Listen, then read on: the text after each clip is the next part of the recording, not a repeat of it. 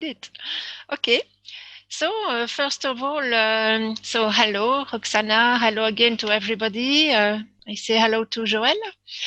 Um, First of all, I remember that all authorities, including rulers and judges, are under the control of God, Romans 13.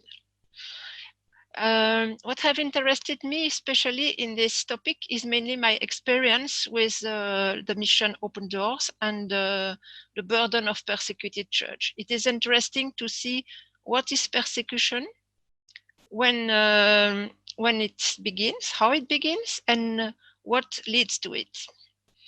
The legal aspect is only one on many others, but it is important as our world is more and more, there are more and more rules and laws.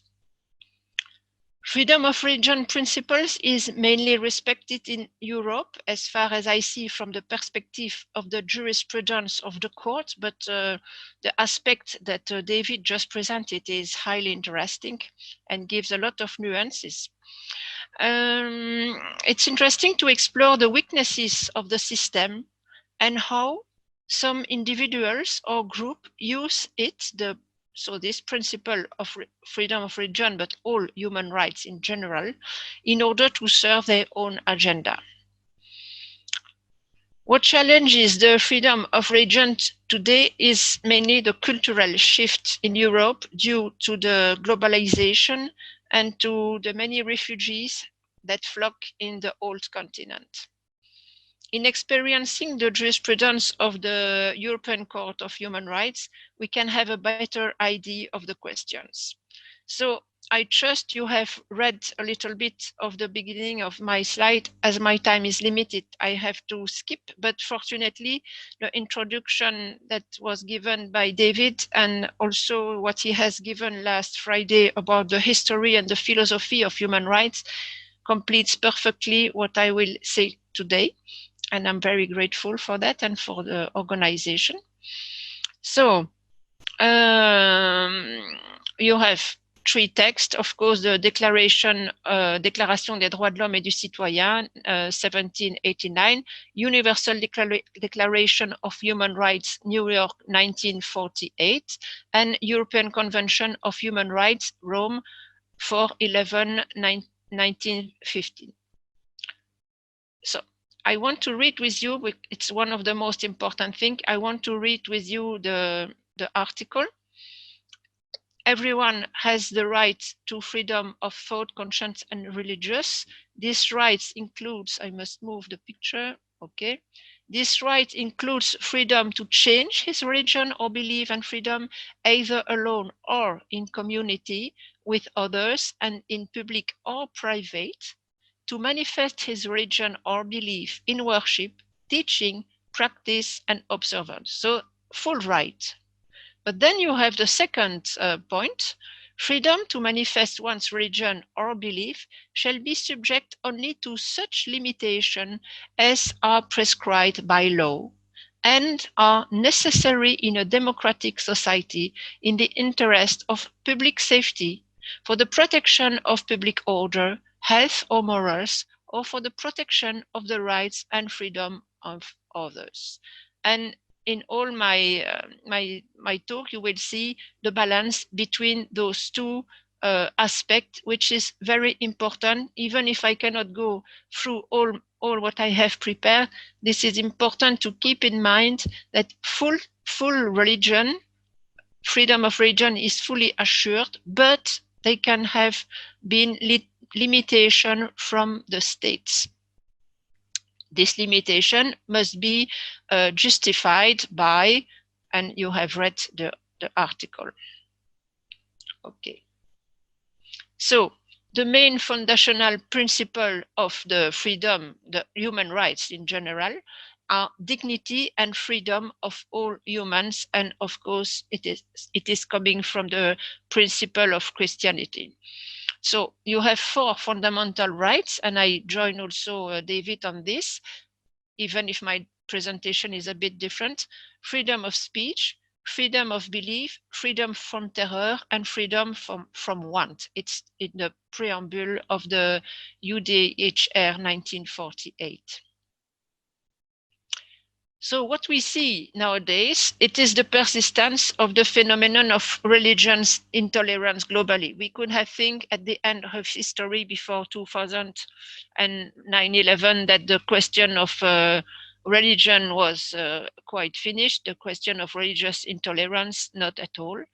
And many religions in the world don't accept principles of freedom of religion when state of law is confronted to such case as heresy, apostasy, conversion, personal statute, and mixed marriage, and mainly in Islamic countries, but not only. You have the problem in Buddhist countries, you have the problem in Hinduist countries, many countries, there are limitations. The theocratic regimes, especially where Quranic law prevails, identify themselves by the supremacy of the book faith and law in contrast to secular countries. So you have, of course, the emblematic case of Asia Bibi and the anti-blasphemy law in Pakistan, Article 295, which is in the penal law. And you know, it is in the law. And the fight in this case of Open Door is to try to take it out of the law in order to protect people from anti-blasphemy, from so-called blasphemy. So there are three ways in general to limit freedom of religions. I don't know where to put the picture. Okay. Three ways of limit freedom of religion. You have the limitation by agreement or discriminatory measure for organization, education, financing, funding, taxes. For example, not granting a building permit for a church as it happens in Algeria or Morocco, as an example, or in China.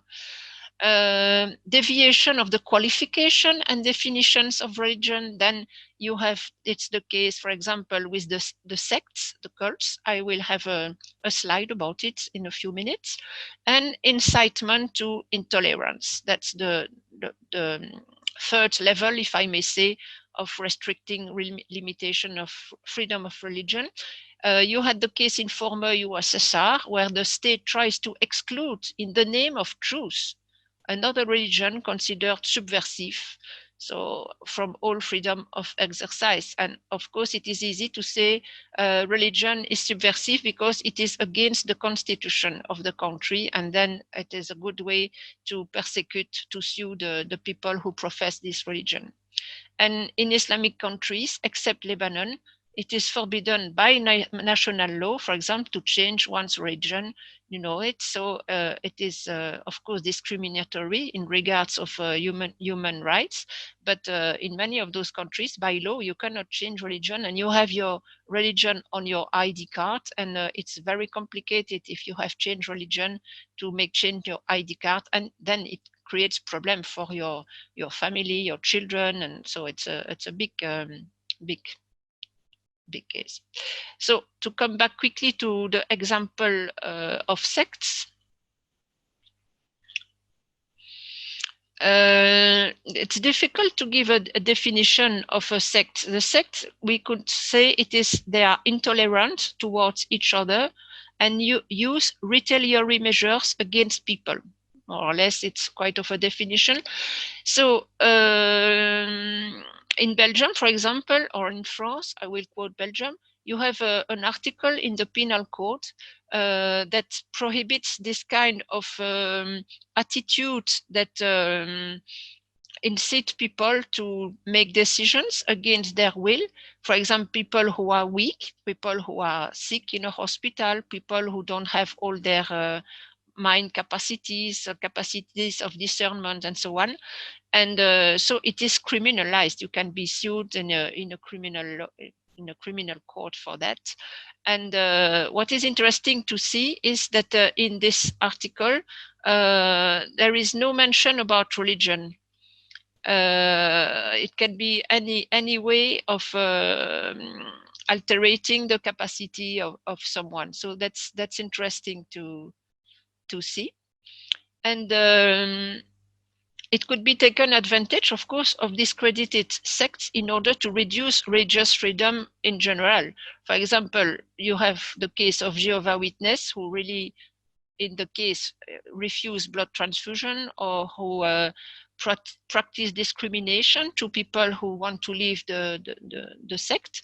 And you extend the attitude of Jehovah's Witness, for example, to the evangelicals, and to say, oh, they are all the same, they read the Bible in a fundamental way. You see, you make a large scope, you englobe, and then it's a good way to discredit religious activities. And you had recently a case in Russia, an anti-terrorist law, 2016, who restrained freedom of religion, especially missionaries' activity. And because of this argument, of this definition of a sect, saying that some religious activity are sectarist.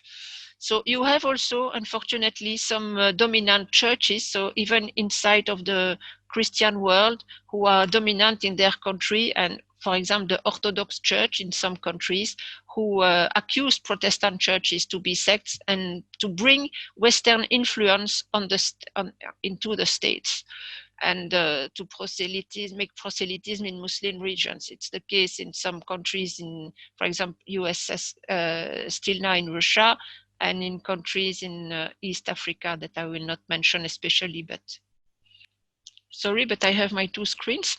So different type of violation of religious freedom that are not always identified in national law, you can read. So you have infringement by law then, and by the states, to the right to profess and practice your religion, the right to establish an institution, to build a church or a prayer house or some or even schools in some countries like India. Schools, Christian schools now have a lot of problems, even if traditionally schooling in countries like India, Indonesia are so important, and now they have big problems. The right to use item of worship and place of public worship, freedom of press, education, freedom of financial power, to designate leaders or executive officers. We will have a case later. Freedom of observation of religious festivals. For example, to celebrate Christmas for Christians. In some countries, it's very difficult, critical. Freedom to communicate. And then you have the discriminatory treatment. So it is not written in law, but you are not well treated by a judge. All judges don't take courage in all countries. Problem of employment. You can be sacked from your job just because you are a Christian or because you have become a Christian. Problem in education. You are discriminated, isolated in your classroom, in your university. And housing. You just don't find a house. We have case. You just don't find a house because you cannot rent, even if you have the money. You cannot rent because you are a Christian. So the example of in Islamic and atheist non-democratic state, you have Islamic countries who reject certain parts of the UN Declaration on the elimination of all form of intolerance. It's another act I have mentioned in my PowerPoint. You will have fully, but I don't have time to talk about it now. Mainly, the right to change religion is not accepted. Even if some of those states are not theocratic, they are bounded by the thinking of the theocratic leaders or Muslim majority pressure, and you just have to open newspapers to see about that. Pressure from dominant Islamic theocracy has blocked discussion, which is a step backward for universalism of the fundamental principles, because in the beginning, human rights were supposed to work universalist. Everybody has the same rights and needs the same thing. And freedom of religion was understood as being a universal right. And it's interesting to know that there is an organization of the Islamic Conference founded in 1969, who has a permanent delegation in UN and in EU, who issued in 1990, the Cairo Declaration of Human Rights in Islam. And it's of course coming in Al-Azhar University, who is the the main place for thinking and ruling in the Muslim region, in the Muslim world. And this Cairo Declaration of Human Rights affirms that Sharia law is the sole source. It declares to be a general guidance for member states in the fields of human rights. It guarantees some, but not all, the rights of the UN Declaration of 1948. This declaration, for example, limits freedom of religion, justifies corporal punishment, and allows discrimination against non-Muslim and, of course, against women. They criticized the secular interpretation of Judeo-Christianism. So it's interesting to know that there is another way of thinking who is rising and being more and more present on the public and judicial discussions. Maybe not necessarily in the European Court of Justice, but it's in EU, for example, in United Nations. It's a question that is often debated. So this can lead, of course, infringing tolerance and freedom of religion leads to religious persecution, masked by use of penal incrimination of common law or law of exception. For example, detaining religious or philosophical books were banned in ex-USSR. I quote on purpose a former state in order not to quote what happens necessarily today, just by prudence. The juridical statute of association can also be a way to sue association. For example, in China or in other countries, you have to have a registration. It's the case, for example, in Indonesia, and of course you don't have the permit, so you cannot practice. So or you are illegal or you don't practice. And if you are illegal, you can be easily sued and you are vulnerable. And religious texts can be interpreted in a discriminatory way in order to justify infringement of fundamental rights. For example, gender discrimination, mainly in Islamic states, and you can be accused of be a danger for the states because you don't respect the constitution. So I talk about the debate of the tragedy Antigone. I was fan of this piece when I was young, and of course it's the same problem as Act 4.4 that David has just mentioned.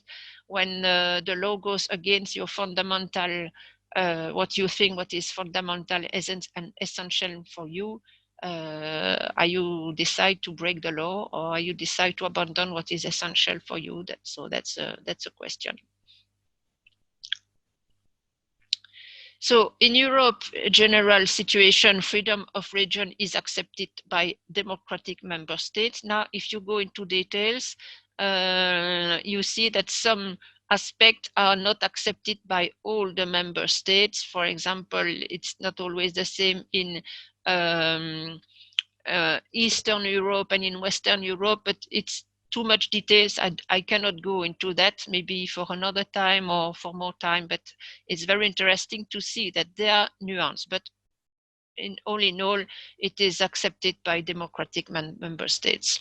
So before 2004, the problems were mainly about religious practice of detainees, conscientious objections, right to equality of treatment in private education. School in Belgium, we even call it a war, the school war.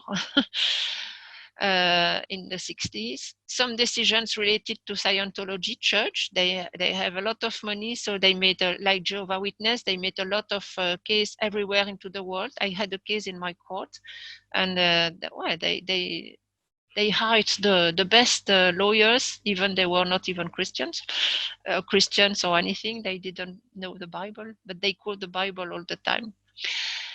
So nowadays, the majority of the jurisprudence, and I will talk a little about it, is about veiling by Muslim women in the public domain. So European Court of Human Rights sits in Strasbourg, and you can have access to court as individual under certain conditions as a member state or as an association. So until 2004, I will go through a few jurisprudence mainstreams. So you have two aspects that you can divide into two aspects, the institutional aspect and the individual aspect. The institutional aspect is mainly related to the principle of autonomy in organization, mainly. So I have a case that I would like to dig a little bit with you. So organizational autonomy represents a direct interest for organization itself and also for the members to fully enjoy their right, of course. And for example, a state cannot replace the leader of a community by another leader. We had two cases, Hassan and Taoush versus Bulgaria and Sherif versus Greece. In this case, in both cases, but the second one, it is just that a mufti, a person who has appointed herself to be mufti, has been sued by the state because it was an illegal title, wearing an illegal title. And the court has considered that as long as this person was willingly followed by a group of people, he had right to take this title. So another case, it is Refa Partisi in Turkey. It's a very big and important case. So what is Refa Partisi? It was called Prosperity Party, founded in 1983. It was first party in Turkey after the election in 1995, and it was an Islamic party before the AKP, before the party of Erdogan that we know today, that we hear about today. So the case has been introduced to the court by 4 requests by 3 citizens from Turkey, the foundators of the party, Turkish citizens against Turkey. The former president, Necmettin Erbakan, was a deputy, then in prison, and his goal was to install a state that will respect Islam values following the military coup on September 1980. So in 1990, this party was successful in local elections, and Erdogan became at this time mayor of Istanbul. He was young at this time. It was a young politician. So the secular parties, so you know, the Atatürk had found in the beginning of 20th century, has found the Republic of Turkey. The secular parties in this context reacted, and the general prosecutor of Supreme Court in Turkey initiated suits against Refa Partisi for anti-constitutional activities. The party was dissolved by the Supreme Court in 1998, and Erdogan was condemned to 10 months of prison, and goods of the party were confiscated. So severe decision. They went to court. So it's interesting to know, you know, the story that after this dissolution, Erdogan created AKP, and a new constitution was adopted, and by referendum in 2010. And a big case in Turkey called Ergenekon was directed against the Kemalist and secular elite, and most of them were put into prison. So you had journalists, judges, army officers, and also because the mafia was involved in this case, the last but not the least, and all accused of conspiration against the state. What do I say? That is to say that the difficulty of the situation of the court and the limits of its action.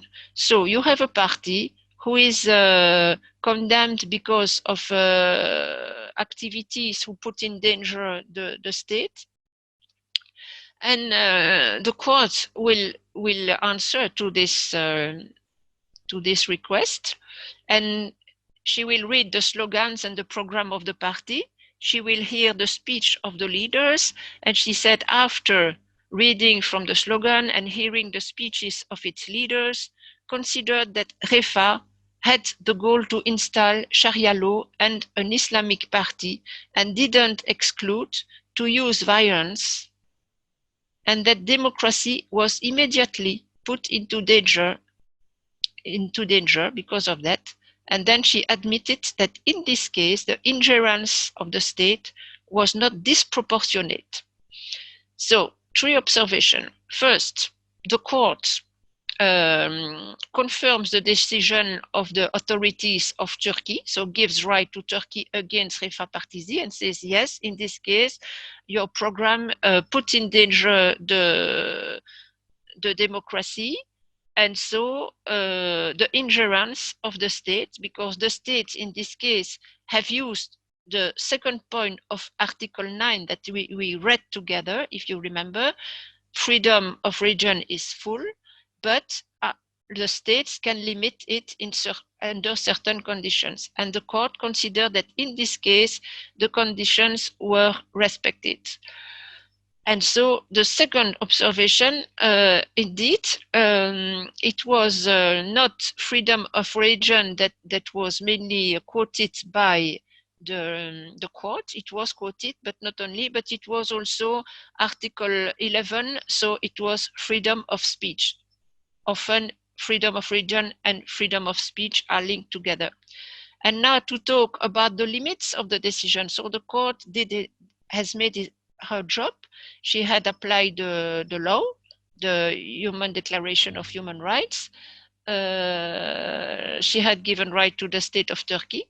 But during this time, things have changed on political level in Turkey. Erdogan has come into power. He has, because he was elected at the referendum, people followed him. And he has changed the constitution, and we know what the situation is in Turkey now. It's quite different as it was at this time. So it shows also the limits of the action of the court. So you have another aspect of the institutional aspect which is interesting. It's the interreligious conflict. So the state must be, it's a quotation of the court decision, another court, the state must be neutral and impartial. The right to religious freedom means that states have no right to pass opinion on legitimacy of religion belief or ways to express them, but they must make sure that different religious groups live together peacefully. Very interesting. So it can be useful to limit freedom of religion in order to conciliate different groups and make the balance between excessive interventionism and passivity. And the Otto Preminger case versus Austria is interesting at this regard because it is an association who wanted to promote cinema and cinema and entertainment, and they made a Voilà. They announced a series of 6 showings of the film Das Liebeskonzil, Council of Heaven. It was a movie that was mocking Jesus in a very heavy way, if I must say. And so the Austrian state ordered forfeit of the showings that would hurt the religious feelings of the Catholics, which is the dominant religion in Austria. The state claimed violation of the spirit of tolerance by a malicious use, into brackets, and that such provocation would justify ban in respect of the religious right and freedom of others. And the court decided, indeed, that the state have a positive obligation to avoid, as far as possible, expressions which are gratuitously offensive to others. And it's interesting to read what I have quoted on the PowerPoint, because it's related to what David said, and it was interesting to see that you must accept that people don't have the same opinion as you, and you can discuss about it. And it says, those who choose to freely exercise their religion, whether they belong to a religious majority or minority, cannot reasonably expect to shield their faith from all criticism. They must tolerate and accept the rejection of their religious belief by others, and even their spreading teachings which are hostile to their faith. However, the manner in which beliefs and religious teachings are used as opposition or denial can become the state's responsibility. I think it's very interesting. So we had another case in Austria, IS versus Austria. It was a far right party who organized a series of seminars on basic information on Islam and who said that Mohammed was a pedophile. So the person was a lady, was sued by the Austrian government because she didn't respect the freedom of religion. And this person has been to court. And in this case, the court found no violation of her freedom of expression, and so granted Austria of her decision with a wide margin of appreciation. It's interesting to know, I will say it later, but I say it already now, that the court, the court of Strasbourg respects the principle of subsidiarity, meaning that she let the member states decide and she just control the member states. So they let a wide margin of appreciation to member states, and the control is subsidiaire. That's important. It's one of the main principles in the European law in itself. So on the case of proselytism, I will be short. I'm running out of my time, but don't hesitate to tell me if I have to stop, because I know I will not be able to go through all this. Roxana? So the Greek Council of State has defined proselytism as an intense effort and illegal insistence condemned by moral law used to separate the practitioners of one religion and convert him to another one.